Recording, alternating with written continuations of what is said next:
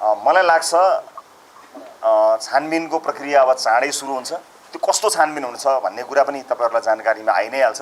अहिले उहाँले आफ्नो नैतिकता देखाएर ममाथि प्रश्न उठेको हुनाले छानबिन गरियोस् नै भन्नुभएको। मलाई पनि छानबिन गर्नु पर्यो, मलाई छानबिन गरियोस्, मलाई नि अरूलाई जस्तै मलाई पनि छानबिन गरियोस्, ममाथि उठेका प्रश्नहरूको निराकरण होस् भन्नुभएको छ।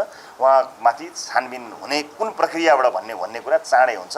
अब आयोगै बनेको छैन, सफाई नै भएको हुन्छ। तपाईको सफाई पाए पनि नराख्नुस् भन्ने हो कि तपाईको प्रश्न? सफाई नै पाउनु भएन भने त पाइसक्नु भएपछि त त्यो त प्रश्न सकिने नै होला। सुदन गुरुङलाई नै फिर्ता ल्याउनु पर्छ भन्दै माइती घरमा दिनौ आन्दोलन भइराखेको छ। हुन सक्छ नि उहाँलाई समर्थन गर्ने साथीहरूले उहाँलाई पुनर्बहालीको लागि गर्नुभएको रहेछ भने त ठिकै हो नि। त्यति समर्थक उहाँले प्राप्त गर्नुभएको छ।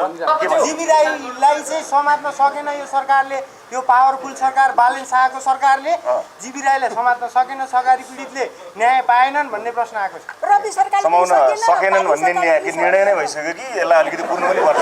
सरकार पनि 1 महिना भयो, सकेन भन्नेको निष्कर्षै निस्क्या हो कि के बाँकी निष्कर्ष बाँकी छ। अब एउटा कुरा के छ भने नेपाली सेनासँग सम्बन्धित प्रश्नहरुका विषयमा नेपाली सेनाले आधिकारिक रूपमा आफ्ना धारणा सार्वजनिक गर्दै पनि आएको छ।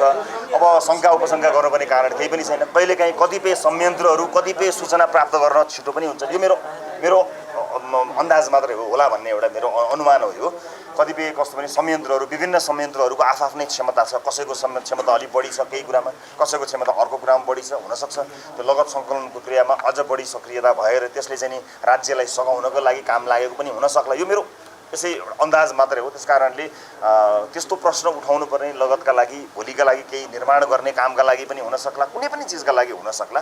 त्यो चाहिँ राज्यलाई सघाउने, राज्यको एउटा कुनै न कुनै एउटा मुलुकभित्रको निकाय नै हो। त्यसले राज्यलाई सघाउने हेतुले सकारात्मक सोचका साथ गरेको विषय हो भन्ने मलाई विश्वास छ।